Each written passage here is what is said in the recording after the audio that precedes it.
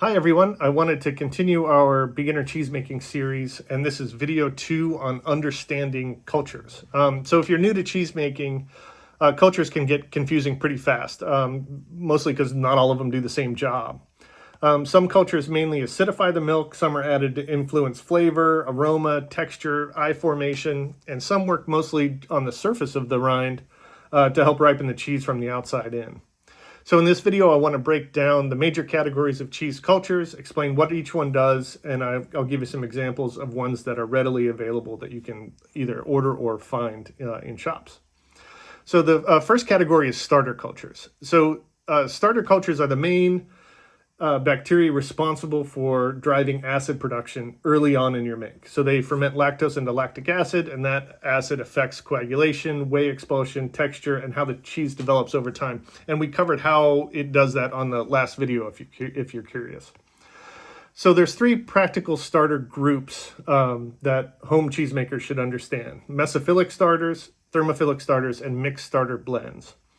So mesophilic cultures, meso means middle, so it's a middle temperature loving or moderate temperature loving bacteria. And these are commonly used in cheeses like cheddar, Gouda, Jack, Tom, a lot of fresh cheeses. A lot of your semi-hard cheeses are going to use mesophilic cultures.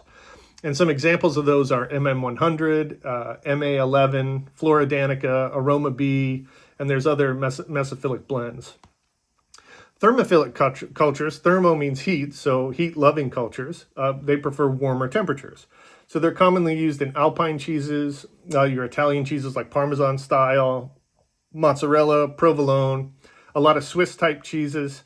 And these, any cheese where the curd is going to be cooked at a higher temperature or hotter make, you're going to use thermophilic cultures. And some examples of these are TA61/62, Thermo B, Thermo C, C201. These are all commonly available thermophilic cultures you can use. And then some cheeses use a mixed starter blends. These combine mesophilic and thermophilic bacteria in the same packet. And they're useful when cheesemakers want characteristics from both. So you'll get one that may have a mesophilic culture that's your acid driver, and the thermophilic cultures are just multiplying, and they're going to do work in the cheese later during proteolysis. And that's explained in the previous video also. You can go back and look at that if you're curious.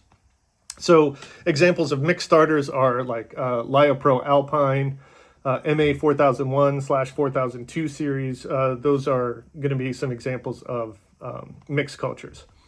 So the next category after that is adjunct cultures. So these are usually used not to drive the main acidification early on in the vat. Instead, they're used to influence flavor, aroma, texture, and the cheese's character, and give it specific traits later on during aging. So a lot of times what we want those bacteria to do is just reproduce and then go to work once we start aging. We're not interested in the acid, we're interested in the enzymes out of those. Aging our cheese. So a good way to think about adjuncts is they help shape the personality of the cheese more than they drive the acid development at the beginning.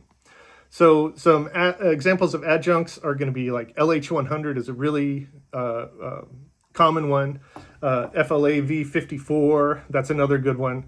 And there's other ones out there, but these are just kind of, you add them because you don't want the acid production, you want the enzyme production out of them.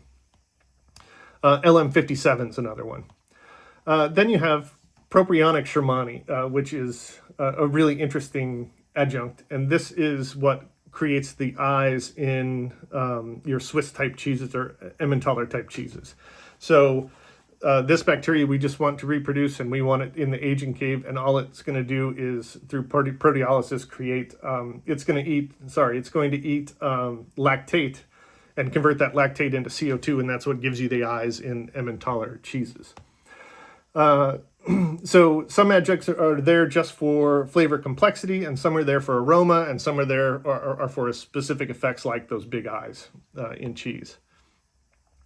So the other interesting thing is that some cultures can act mainly as starters in one recipe and be more like flavor supporting adjuncts in another. So it really just depends on how they're being used and what temperature they're being used at. Then the next category is rind cultures, and these work mainly on the surface of the cheese rather than throughout the paste on the inside. So rind cultures includes molds, yeast, surface ripening bacteria, and these are what help create your bloomy rinds, your sticky washed rinds, that really stinky kind of gym soccer or gym sock smell. That's what these cultures are gonna produce. And they're associated with surface ripened cheeses. So anything that's going to ripen from the inside out, when you cut a brie and you see that it's liquidy on the outside and chalky in the middle, that is that mold working, the enzymes from the mold ripening that cheese from the outside in. And so examples are like Penicillium candidum, and those works for bries, camemberts. Then there's Geotrichum candidum, or GC. And then there's B. linens. And so those are the main categories, the ones we use. So again, starter cultures mainly acidify the milk. Adjunct cultures are going to influence your aroma, texture, ripening character, and give it special effects like those eyes. And rind cultures are going to develop that cheese from the outside in instead of the inside out. So those are all the main categories. In the next video, I will explain how you can substitute and what you can substitute safely, because we don't all have all of these cultures. So it's really nice to know how you can take what you do have and still make cheese with it, and make good cheese with it, which is, I think, everyone's goal. So I hope this helped some beginners. And if you have any questions, feel free, and I'll get that new video out as soon as I can. I hope you all have a good one.